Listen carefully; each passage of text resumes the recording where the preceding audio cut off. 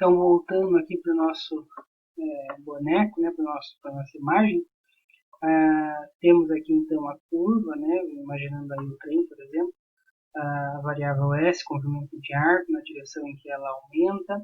No instante t, a gente tem aqui o pontinho P, e a gente calcula então, para esse pontinho, nesse instante aí, o vetor tangente unitário T e o vetor normal N. Então, observe, né, o normal sempre apontando para a região, na direção côncava da curva, né, apontando para onde a curva vira, né, ou dobra, o vetor tangente dobra, né. O plano gerado pelos vetores T e N é o plano osculador, né, porque ele tangencia, ele dá essa encostadinha aí na curva, né, no ponto P, esse ósculo, né, na curva. E a curvatura, então, é a variação do nosso vetor tangente, né, o quanto ele vai dobrando aqui, né, o quanto o farol do trem vai virando aqui no decorrer da curva. Depois nós temos o produto vetorial de T e N, gerando o vetor B. Em azul, né, está o plano gerado por NB, que é o vetor o plano gerado por NB, que é o plano normal, né?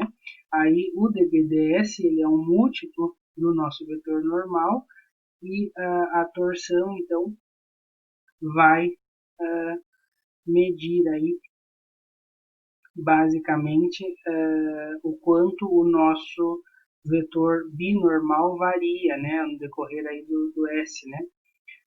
Ou seja, o quanto o nosso plano osculador gerado por T e N vai torcendo, né, vai se dobrando, o quanto o trem aí vai, o caminho percorrido aí pelo trem vai torcendo ou o trem vai escapando do plano do seu movimento, que é o plano gerado por T e N. Portanto, a torção aí menos o produto escalar do dBds por N.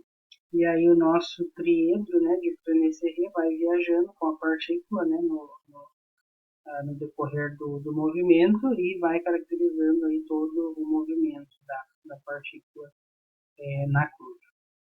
Ainda utilizando o nosso triedro, gente, de Frenet-Serré, é interessante a gente ver como atua a aceleração, né, o vetor aceleração na partícula durante a trajetória, tá bom? A gente vai fazer isso agora. Então, pela definição do nosso vetor tangente unitário, né, ele é dado pela velocidade normalizada. Isolando agora a velocidade em função de t, a gente tem que a velocidade é o módulo de v, o seu módulo vezes o t, né? A gente, escrever a velocidade como produto da sua magnitude pela sua direção até, né? Portanto, né, ou a gente pode reescrever a velocidade como o t, esse é vetor, multiplicado pelo escalar ds dt. Lembra lá, né? A nossa função comprimento de arco, a derivada dela é exatamente o módulo da velocidade. Agora o que a gente vai fazer é derivar ambos os membros dessa igualdade em relação a t. Então, a gente obtém essa igualdade e a gente recorda, então, que a derivada da velocidade no tempo é exatamente a nossa aceleração. Aqui A de t, tá? Eu estou suprimindo os argumentos para não ficar muito carregado. Então, a aceleração é a derivada da velocidade no tempo, portanto, a derivada no tempo de t vezes ds dt. Agora a gente vai aplicar, então, a regra do produto. Pela regra do produto, então, a aceleração é dt grande dt vezes ds dt mais t vezes a segunda derivada, né, d2s dt ao quadrado. Então, a gente está escrevendo aqui a aceleração, ó, d2s dt ao quadrado, isso é um escalar que multiplica o vetor t, mais a ds dt, que é um escalar que multiplica o vetor dt dt, tá? Então, a gente já apareceu aqui um vetor normal, agora a gente quer fazer com que apareça de alguma forma o vetor tangente, desculpa, a gente quer que apareça de alguma forma o vetor normal. Vamos recordar então, né, que o vetor normal é 1 sobre a curvatura dt ds. Como a gente tem dt dt, então a gente vai multiplicar e dividir aqui por dt, ok? Então a gente vai ficar com o normal sendo 1 sobre k dt ds vezes dt dt, ok? Ou seja, né, esse dt dt aqui, a gente isolando em função do normal, a gente vai ficar com k vezes o normal ds dt. Ok? Então, nessa segunda, dessa linha para cá, né, eu só reescrevi o dt em função do vetor normal, né? Passei o k multiplicando, depois eu passei ds sobre dt e encontrei isso. Então, agora aqui eu vou reescrever a aceleração, vou escrever essa equação aqui em cima para a gente. Aí, então, no nosso referencial TNB, o vetor aceleração é uma combinação linear, isso daqui são escalares, do vetor tangente com o vetor normal, tá? Essa componente aqui a gente vai chamar de AT, e essa componente aqui a gente vai chamar de AN. Lembrando então, deixa eu apagar mais um. Lembrando então que o nosso dsdt é o módulo da velocidade, a componente, a tangencial da aceleração é ddt do módulo da velocidade e a componente normal do vetor aceleração é módulo da velocidade ao quadrado. E a nossa aceleração, né, a componente tangencial vezes t mais a componente normal vezes e. Peço desculpas aqui multiplicado pela curvatura, né? Componente normal, curvatura vezes módulo da velocidade ao quadrado. Então, o que a gente observa aí é que não importa, o vetor binormal não aparece aqui, né? A gente não tem o vetor binormal na equação da aceleração. Então, não importa no caminho aí que a curva faz no espaço, não importa o quanto esse caminho torce, né? O quanto ele vai escapando aí do plano do movimento. Não importa a torção do caminho. A aceleração, independente do quanto ele torça, o vetor aceleração, né, vai estar sempre no plano do movimento, né, no plano oscilador aí, gerado por T e M. Além disso, a gente sabe, né, que na componente tangencial a aceleração contribui com a variação do módulo da velocidade e na componente normal ela contribui com k vezes o módulo da velocidade ao quadrado. O que fica resumido aí nessa figura, né? Não importa o quanto o caminho torça, a aceleração está sempre no plano gerado por T e N, contribuindo aqui na componente N a curvatura vezes o módulo da velocidade ao quadrado, e na componente tangencial a variação do módulo da velocidade. Portanto, assim como T e N, o vetor aceleração é sempre ortogonal ao vetor binormal. Ainda sobre isso, gente, o que a gente sabe da aceleração? Né? A aceleração é a variação da velocidade, mas a velocidade muda, né? Tanto em comprimento, em módulo, como em direção. Então, a componente tangencial da aceleração ela vai medir exatamente a variação do módulo, da magnitude, né, da velocidade. Enquanto a componente normal vai medir aí a variação da direção.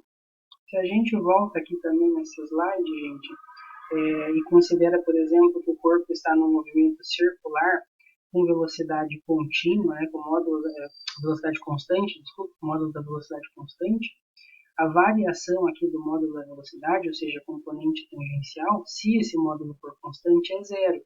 Então, num movimento circular com o módulo da velocidade constante, né, com a velocidade constante, a gente não tem componente tangencial. E o movimento todo aponta na direção do vetor normal, né, apontando para o centro, né, para a região côncava, no caso, para o centro da circunferência. Se o módulo da velocidade, né, se a velocidade aumenta ou diminui, aí sim é que a gente tem uma componente tangencial. Caso contrário, a gente só vai ter a componente normal. Dessa igualdade aqui, gente, como os vetores t e n são unitários e ortogonais, a gente consegue tirar que o módulo da aceleração ao quadrado, né, a norma desse vetor aceleração ao quadrado, é a soma dos quadrados das componentes tangencial e normal, tá? Aí, como tangencial, né, essa variação, né, a gente consegue tirar daqui a componente normal, que vai ser então a raiz quadrada do módulo do vetor aceleração ao quadrado menos a componente tangencial ao quadrado. Ou seja, a gente pode calcular aí, né, lembrando, né, que o valor aqui, a componente normal, é sempre maior ou igual a zero, porque curvatura é maior ou igual a zero, né? Então a gente consegue calcular a componente normal sem ter que calcular a curvatura através dessa fórmula. Para encerrar aqui, pelo menos a parte teórica, eu vou tentar gravar um com exercício resolvido também. Mas aqui a gente tem o movimento, um corpo aí no movimento circular, né, acelerando, ele tem uma variação da velocidade, e aí da parte tangencial e da parte normal, né? Claro, né, que para se manter aqui no círculo, esse círculo tem uma determinada curvatura, ele tem que, se for um carro, né, ele tem que manter o volante virado um pouco, né? Ele tem que exercer essa curvatura para se manter nesse movimento circular, e aí aqui a gente tem o vetor de aceleração correspondente e a fórmula para calcular essa componente normal. Finalmente, gente, aqui a gente tem umas fórmulas de cálculo de curvatura e torção na sua forma vetorial. Aí eu não vou provar aqui essa forma vetorial, tá? Mas a curvatura é calcular o vetorial da velocidade com a aceleração, extrair o módulo, dividir pelo módulo da velocidade ao cubo.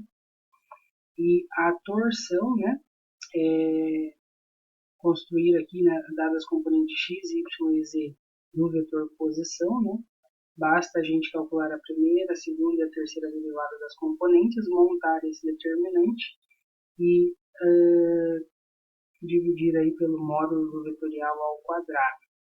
A gente pode, caso alguém que acabou aí essa parte, caso alguém tenha interesse, a gente pode tentar fazer as demonstrações aí dessas duas igualdades. Quem sabe no exercício resolvido a gente venha usar essas fórmulas, tá bom? Mas provavelmente a gente vai fazer de uma maneira mais direta aí os cálculos do credo e da curvatura e da torção, tá bom? Então, por enquanto é só.